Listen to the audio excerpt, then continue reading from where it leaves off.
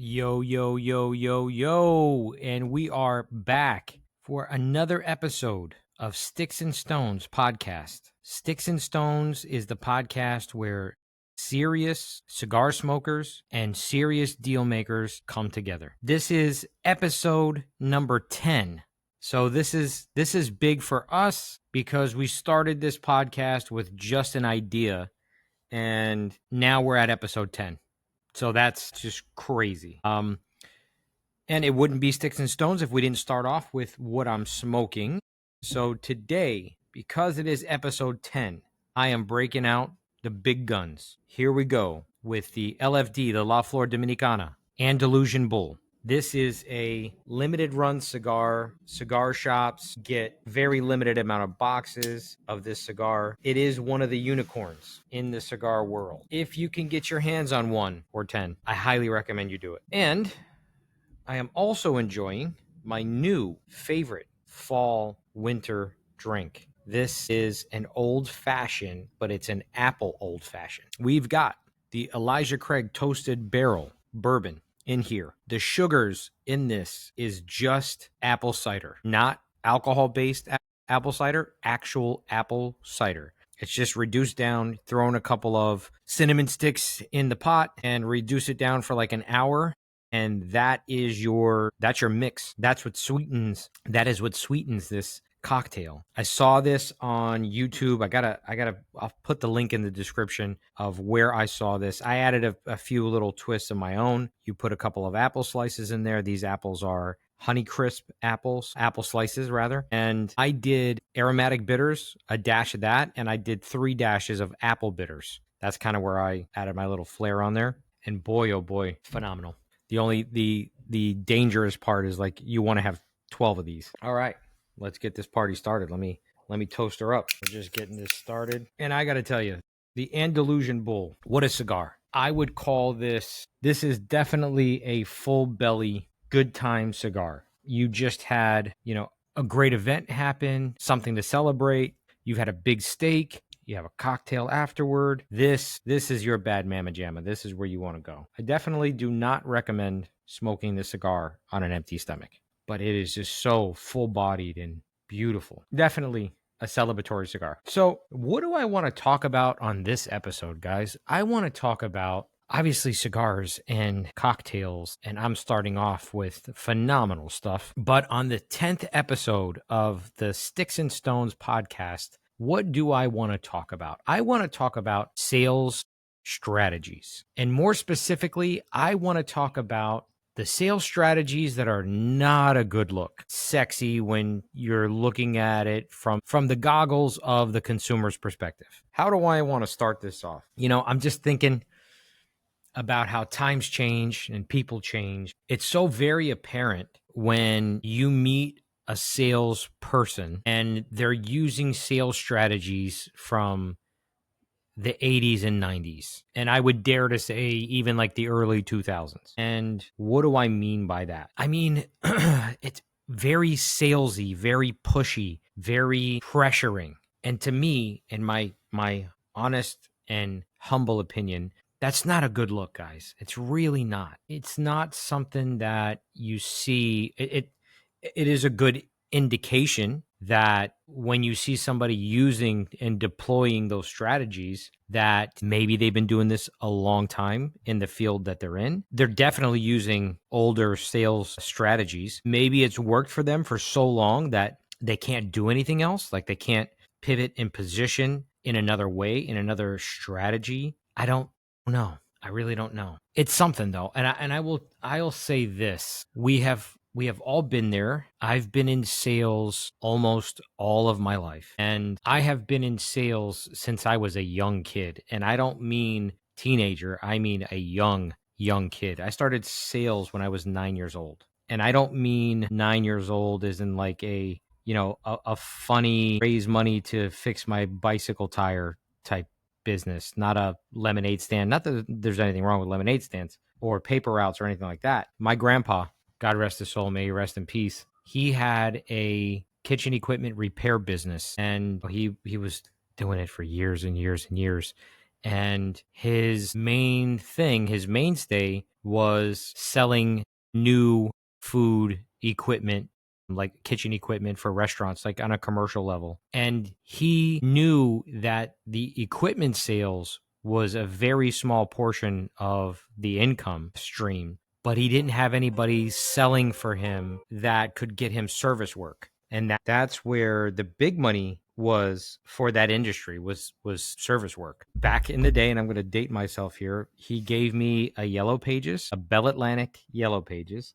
Oh, that is such a good old fashioned. And he said, call up every restaurant, every bakery, every pizza parlor, and you tell them this. This is your sales script. And I did that. And I called for probably about a month or two before I got my first sale. And it was a Polish bakery. I will never forget it as long as I live. And as a 9-year-old kid, I want to say that service work sale that I got was probably just shy of $500 for $175, $500. And this was, back in the late 80s, early 90s. It was like all the money in the world to me. But I really didn't do it for the money. I did it because first of all, I wanted to help out my grandpa, because he was like such a special person to me. And the fact that I got to hang out with him all summer was just, blew my mind. And then when I discovered the fact that I could create a sale out of thin air, just picking up a telephone and calling people and talking to them, and they say, oh yeah, I can use that, and that generates money, freaked my world out. It just completely blew my mind. And from that moment on, I was addicted to the sales business. I was just addicted to it. I wasn't even, I was making really good money for, a teenager, late teens, early 20s. And I was like 10 years old, because it was just the thrill of the hunt. I did that sale. Let me see if I could find another one. And let me see what else I can get. Can I get a bigger one than that previous? So I've been in sales a long time, and I've seen a lot of sales strategies. I've seen the sales strategy of exclusivity. This is super duper exclusive. You can't get it anywhere else. So we are higher price than our competitors, because we have a special product, it comes from a special area of the world, geographic location. Whatever it is, you make it exclusive. That's one sales strategy.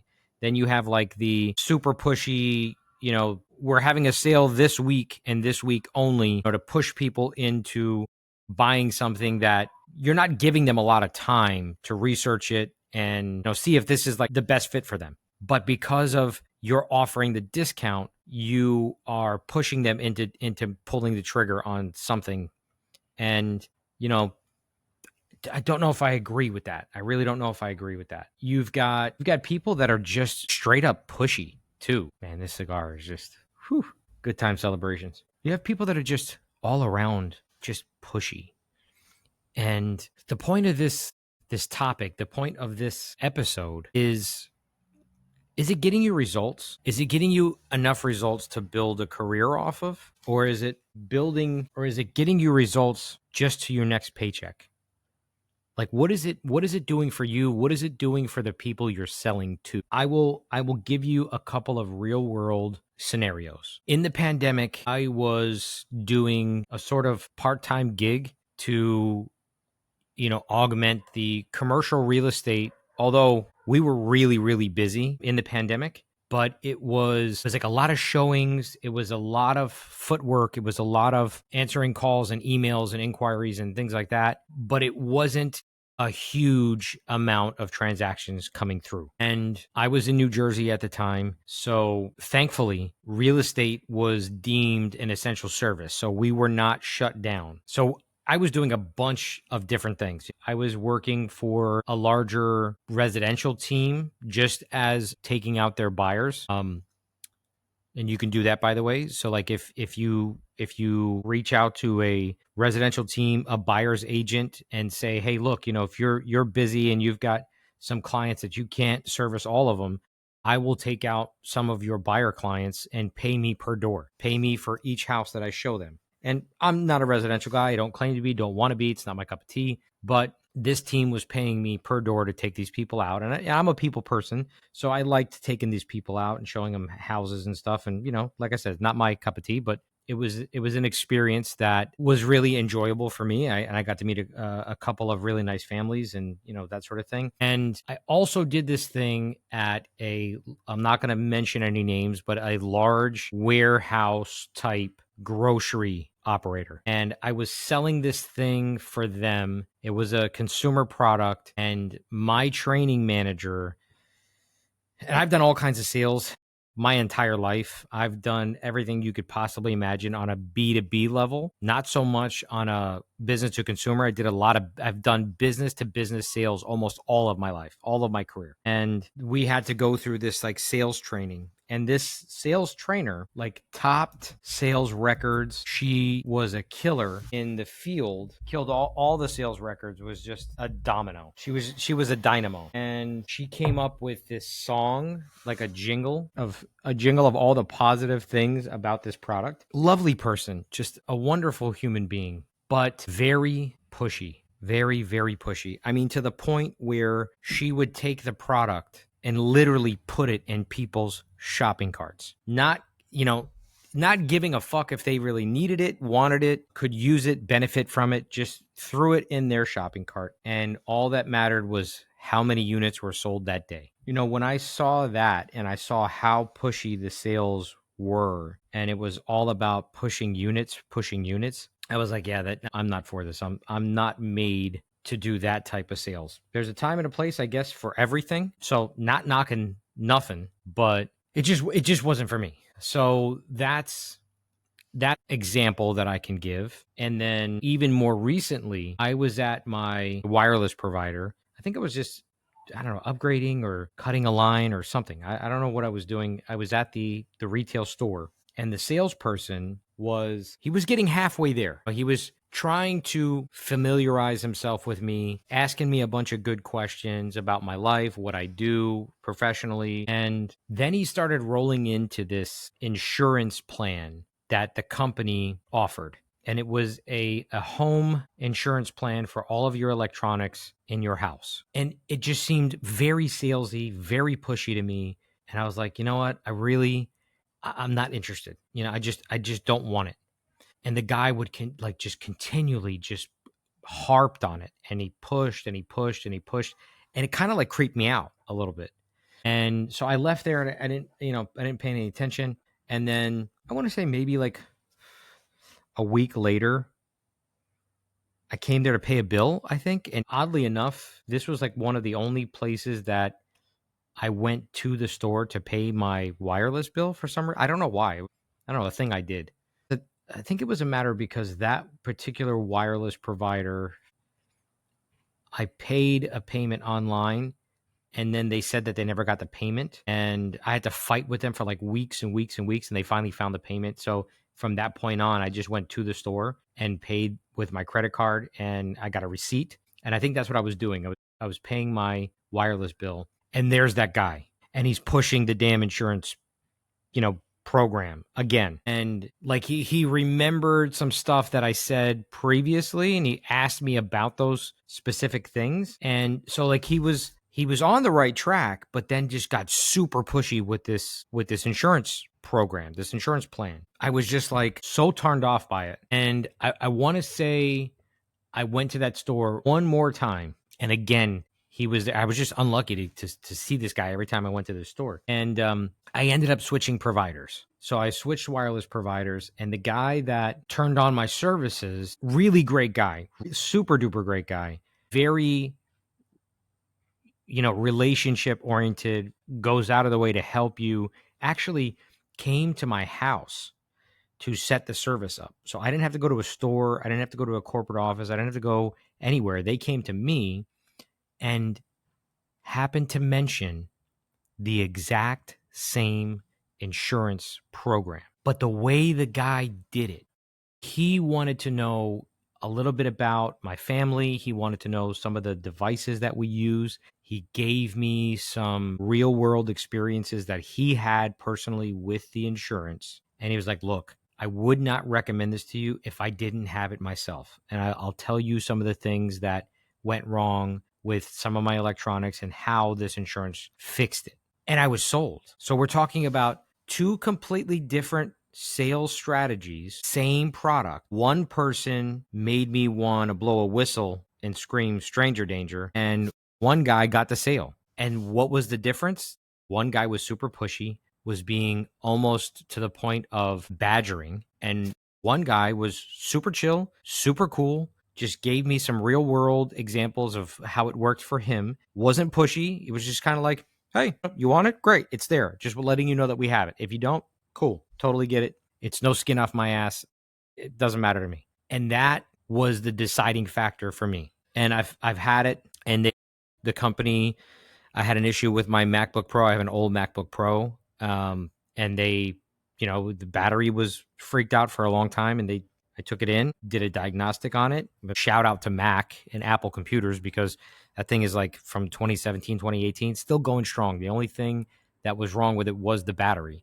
And they replaced the battery, no questions asked. I mean, just great. So I'm happy I did it. But the point is that it was the same product pitched by two different people, and one and the pushy, like the pushy, almost belligerent guy was months ahead of time. Like he pitched that to me first, and I ran away from that guy. And then the second guy was super chill, super down to earth, very relationship oriented. I still talk to the guy every once in a great while, and he got the sale. So my question is, why are people still teaching those pushy sales strategies? I don't know. For me, I hate being the pushy sales guy. I hate being a pressure tactic sales person. It's not me. It's not my cup of tea. It's not what I like to do. As a salesperson and as a commission only salesperson, because commercial real estate, it's not in all firms, it's not in all brokerages, but for the most part, I'm just saying for the most part, probably 90% of the real estate professionals out there are commission only, 100% commission based. So that means you eat when you kill something. You eat what you kill. And if you don't kill nothing, you ain't eating shit. So I get why a lot of people in a 100% commission based sales position would be very pushy. They want to make sales. However, I feel that if you are trying to build a relationship with somebody and you want to create a rapport with somebody, you want to give them honesty, you want to give them your best, you want to answer any questions that they have on the product you're selling, and you don't want to use pressure tactics or any sort of pushy sales agenda like that. I've got another buyer, in tow. I've got somebody who's put an LOI in. I've got somebody who's put an offer in. You gotta do something now, or this is going to be gone. Oh, it is what it is. You can't pressure somebody into doing something, because you might get that sale. You might have sold that insurance plan. You might have sold a unit of that consumer product. If they never want to see your product again, if they never want to hear your name again because of something that may have hurt them, what good did it do you? What good did it do you moving that unit? What good did it do you selling that insurance plan when that consumer is never going to want to buy from you again? Now, as a sales professional and a commission only sales professional, yes, I want to get my products out there to as many people as possible. And I want to give you the best level of service I possibly could give you, answer any questions, go out of my way, connect you with resources that I have that can help you make decisions on that building, that property, that lease, that purchase, whatever. But rest assured, I am transparent to a fault. I will tell you upfront if someone else is looking at the property. If I say that there's someone else looking or someone serious, take it to the bank. Because the last thing that I want is, first of all, I don't pressure anyone. It's not my thing because I don't like being pressured. But I will kindly let you know, I will kindly inform you that there are others looking at this property. And here's the only reason why I do it. I don't do it as a pressure strategy. I don't do it to be pushy, but I am doing my job. And my job is to sell that property or lease that property for my principal. And if I don't let you know that there's someone else looking at the property. When you do finally make that decision and you come back to me and say, okay, we're ready to do something, and I say, I'm sorry, but it's taken, it's been leased, it's been sold, or it's under contract or whatever, I don't want you pissed at me. I'm building relationships. Remember that. I'm here to build a relationship with you. I want to build a rapport with you. And in my opinion, there's nothing that builds a rapport better, or nothing that earns you respect when you have been upfront with somebody and they drug their feet and they did not jump on the situation, and someone else comes in and does. And then when they come back to you and you say, I'm sorry, I can't help you there because it's already sold or it's been leased. They can't say, well, you never told me that. Like, you never gave me the opportunity to throw my hat in the ring when you knew I was looking at it. You knew that I was interested and I had a whole bunch of questions about it. A testament to that is, I can't tell you how many clients I earned from being transparent and upfront, because they would say, well, you did warn me. You warned me ahead of time that there was somebody looking. And now that I know that you're an active sales professional and you're getting stuff done, what else do you have? What else do you have that you can sell me or lease me? Could you work something out to where you can go looking for something for me specifically? Yes, the answer is yes to all of the above. That is my thought process. I would rather build that rapport with you. I would rather build that relationship with you. And sometimes you have to take a loss leader. Sometimes you're going to have to put some time in and do some things and answer some questions and go around and spend hours with somebody, and it doesn't work out. But then when that person is looking for a professional in whatever field you're in, whether that's medical equipment sales, whether that's pharmaceutical sales, whether that's real estate sales, they're going to come back to you and they're going to say, I remember the level of professionalism that you had. And I remember that you were upfront with me and you were transparent with me, and you gave me every opportunity to jump on that, and I didn't. That is the person, that is the client that I want. That's the person that I want to come back to me and say, hey, I remember that. And I liked the conversation that we had, and I liked the level of professionalism that you gave me. And I want more of that. I want you to find X, Y, or Z for me. And I think that is a current generation, current times way of doing things. I think that in this time and space, with the ease of information, there's just so much information at your fingertips, at any consumer's fingertips, whether that be a consumer or a business consumer, whether that's a business or a consumer, they have access to all that information. So with a level of access to information that people have today, they can look and search for anybody they want in your field of sales. If you're an aircraft salesman, somebody can Google aircraft sales and find about 1 million different aircraft brokers or sales or dealerships anywhere in the world. If you are a coffee equipment sales company, all you got to do is Google it. You can find whatever you want. There's no shortage on Google ads. There's no shortage on the internet. So in a world today where there's the freedom of information, there's so much information, it's actually like information overload. You want to be that person that someone can rely on. You want to be that person that someone is not worried that you're only in this for your commission.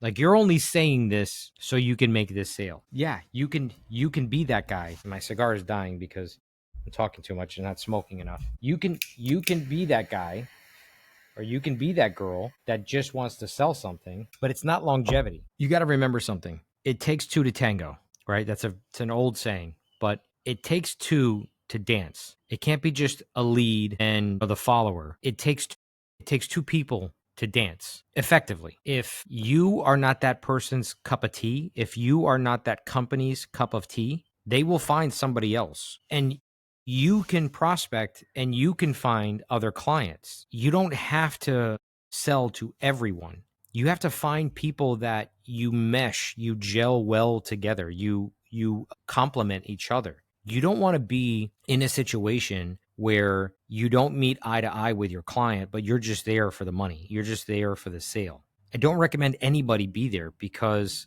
eventually what'll happen is tempers are going to flare. You're going to be irate. You're going to be annoyed because that person annoys you, or you annoy them, and both of you are going to lose your shit. Either one or both of you are going to lose your shit. And then that doesn't work out well in a business relationship. It doesn't work out well in a professional relationship.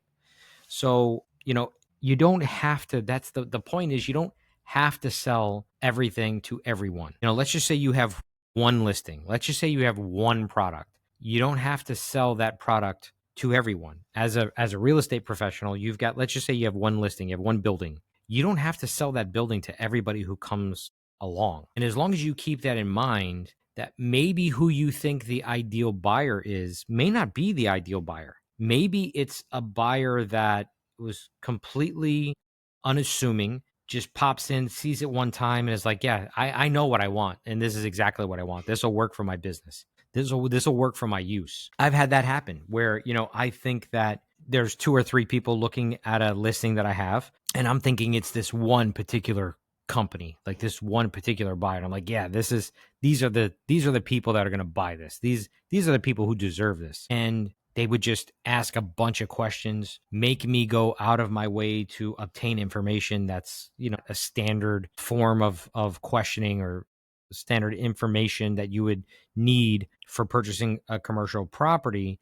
But I would do it because I was just so caught up with this, the conversation and the company itself, or maybe the officers that I'm dealing with. I like them. So, I'm going to go out of my way and do this thing. And then this unassuming buyer comes through, sees it one time. Yeah, this is what I want. This is exactly what I've been looking for. Sends me all their financials, sends me proof of funds. Hey, I want to put an all cash offer in on this property. I want to buy this. It floors you. I mean, you're just like, whoa, these guys came out of nowhere. And I've been catering to this one other buyer because I thought that they were the one. You can't assume who is your ultimate client. So you treat everyone with the same level of professionalism and let the cards fall where they fall. But I think there's a lot to say about sales strategies. And I think the winning strategy is treating everyone fairly, treating everyone with the same level of transparency, giving people try to give people what they're looking for. I would not say bend over backwards and go out of your way and trouble yourself to do something that's kind of out of the norm for the sales business that you're in. I would not say to do that, but I would say be professional, give people what they're asking for if it's within reason, and do a good job. Don't pressure people. Don't use hey, someone's looking at this, you better jump on it. This is a promotion at the end of this week. We're done. Prices are going to skyrocket. I don't think people take well to that either. I believe if somebody wants to buy something, if somebody wants to invest in something, they're going to do it. I think if they're given the correct information, if they're given the information that they're looking for, you don't have to push. You don't have to push very hard, because if someone's looking for that particular thing, they're going to do it if it meets all of their requirements.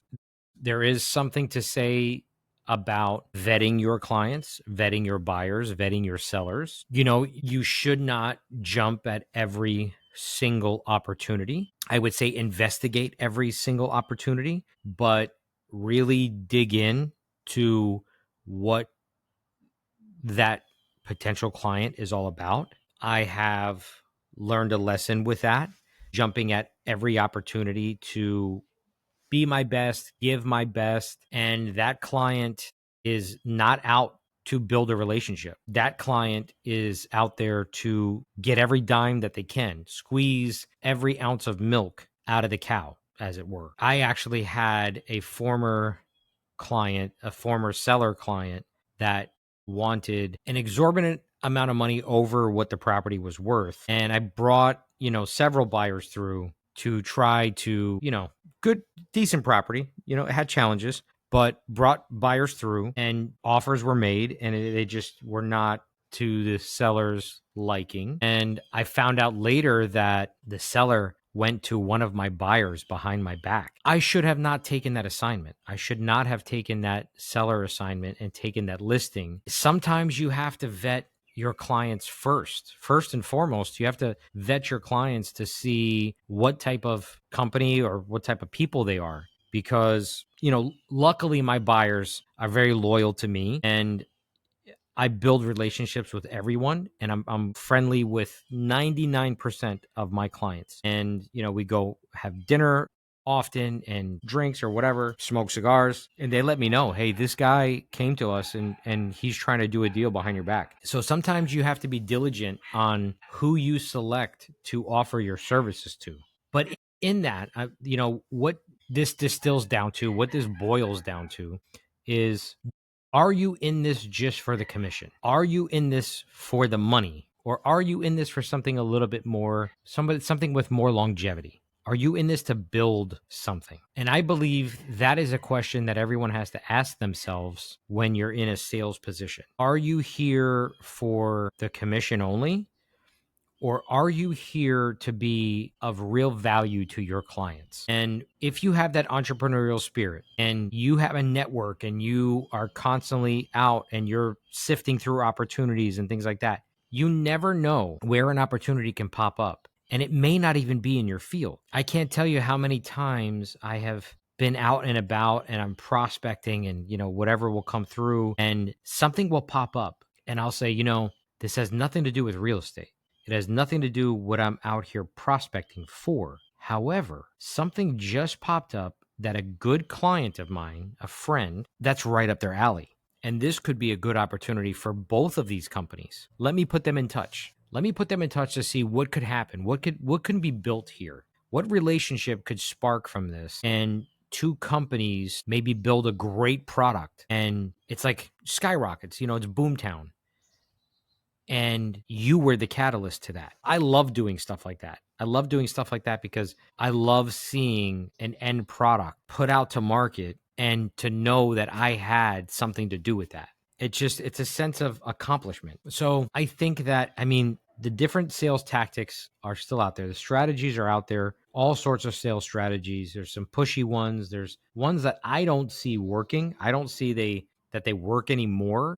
I feel like they actually push more consumers, more clients away than invite them in. But nonetheless, there are multiple sales strategies out there. It's begs to answer or ask the question, what type of salesperson do you want to be? What products and services do you want to offer? And, like in the days of Enron, I heard horror stories that company was very much cutthroat, dog eat dog. People were encouraged, the sales team were encouraged to slit the throats of their fellow coworkers, other sales teams or whatever, regions, whatever it was. I've heard so many stories. I think there was a docuseries on it, but I heard that the higher ups, the C-suite in that company encouraged everyone to trample on each other. And that was their business model, was competition, make everyone, pit everyone against each other. I don't see that working today.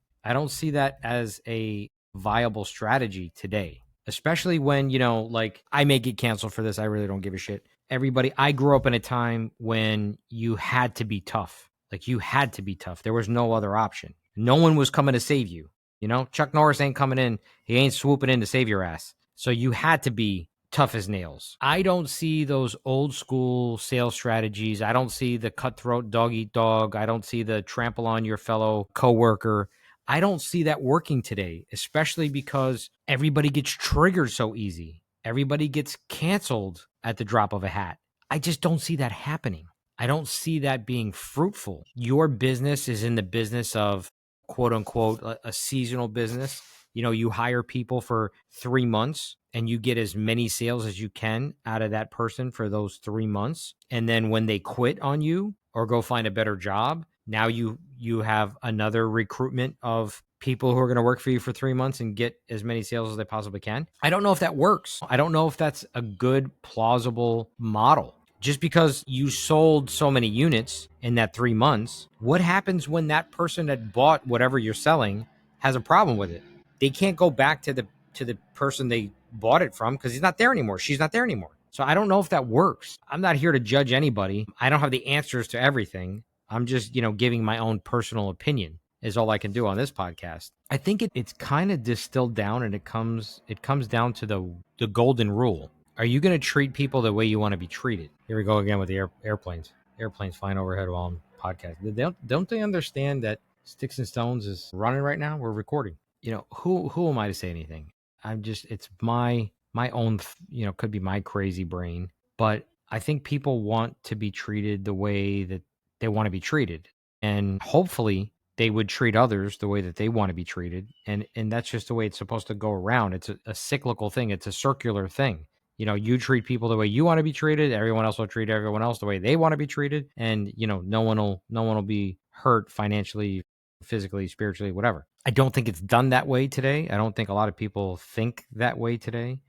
But what type of salesperson are you? And what type of salesperson do you want to be? I know people who, we had, I believe it was episode 8, where we talked about transactional sales versus relationship business. I know people that do, 75, 100 transactions, commercial transactions a year, one individual, not a team. And that is a life where you are chained to your business. You are working so many hours a day, but you're moving units. You have the transactions. You make all the awards every year. You do your thing and you're great at it and it's awesome, but you don't have time for anything. You don't have time to enjoy lunch with a friend, with a friendly client. And I'm very much the relationship building person. I want to be friends with all my clients. That's why I pick and choose my clients very carefully, because I'm very cautious on who I'm friends with. So if we're going to be friends, I want to take that time out and I want to enjoy that time with my friends. People that are doing a massive amount of transactions, I call them production shops. They're constantly getting listings and moving them through, selling them and rinse, repeat. Those people are great. It's phenomenal that's what you do. That's your business model. Great. I'm super happy for you. I want to sometimes slow down, smell the roses, enjoy my friends, enjoy time with the people that I care about, go and enjoy a meal that knocks your socks off, share a great bottle of wine, or a cocktail is a bad example because it's all gone now. But I want to do that. I don't want to be that person where I can't devote more than 5 minutes per phone call because I'm on the phone all day long and I'm sending emails at certain times and I'm working 7 to 9 at night, or I'm working 9 to 2 in the morning every single day. I don't want to be that person. I don't want to be that salesperson. It's not the way I do things. I would rather go out of my way to help people, build a relationship with somebody, build a rapport with somebody, give them what they're looking for, provide a service to them that adds real value to their life and their business, and they will come back to me with bigger and better projects. That's the way I look at things. I look at things as I would love to be your hub, your conduit. If you're looking for something, I can help you. I can connect you with people to get that end goal accomplished. I don't have to make money on every single transaction. I don't have to make money on every favor that I do for somebody. As long as that person or that company or those group of people realize that there's value in that. If you're the type of person that just wants to get whatever they can out of somebody and move on to the next, thank you next, and that doesn't work out either. But as long as you realize that I don't have to make money on every single thing that I do, but I also have a board of directors to answer to. That's my family, wife and children. They're worse than any board of directors could be, because they need to eat. If you are also just looking for a really good person that has a lot of resources and a lot of connections and can help you out, but you're not reciprocal, you're not saying, okay, well, you help me out on this, or you will help me out on these two things. So now I'm going to introduce you to somebody who can give you some bigger projects or bigger opportunities or something. And it's just an introduction for me, then that's not a good match either, because I'm looking for people that can see a value in something. If you are a transactional buyer, you're just looking for somebody to help you buy the thing that you're looking to buy, then that's fine. But you're not looking for a relationship to be built either. And it doesn't really matter what your salesperson, how they treat you. You're just looking to buy something and you're on to the next. And that's cool, but it's not for everybody. There are people out there that are transactional and they're looking just to make as many transactions as they possibly can. And then there are people that are looking to build relationships, because there are people out there that I know, if I were in trouble, if I were stranded, if I ran out of gas on the side of the road, there are people that I call friends today that started off as clients that I could call, and they would come with a gas can at 2 a.m.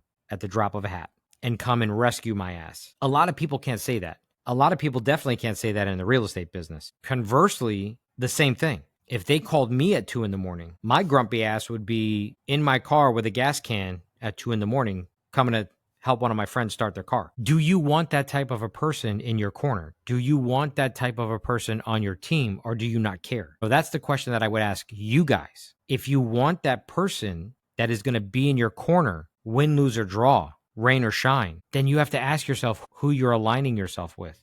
When you're dealing with someone in a sales capacity, whatever it is you're buying, whether it be ingredients for your restaurant, whether that's real estate, whether that's equipment for your business, who do you want to align yourself with? Do you want that person that you can depend on at 2 a.m? Or do you just want that person that's out there to sell you what you're looking for a good number, and then you go your separate ways and you don't care what happens to that person and that person doesn't care what happens to you? Or do you want that person that does care what happens to you? That's up to you. And I would love to know that answer too, because sales strategies exist because they work. Let's just put it that way.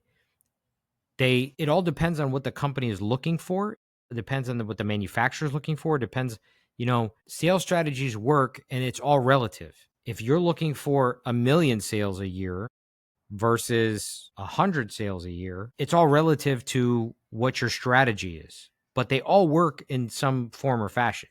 It's, you have to figure out what you want. Do you want the person that's going to pressure you into doing everything? Or do you want the person that you can let your hair down and say, hey man, here's the keys to my car, do whatever you got to do? Or, I trust you emphatically, and I know that you're not going to steer me wrong. So I'm giving you, full reign. You do what you got to do. And believe me, those type of relationships don't happen overnight. It takes a lot of effort, and it takes a lot of work and a lot of results. You have to perform in order to earn a relationship like that. And it is earning.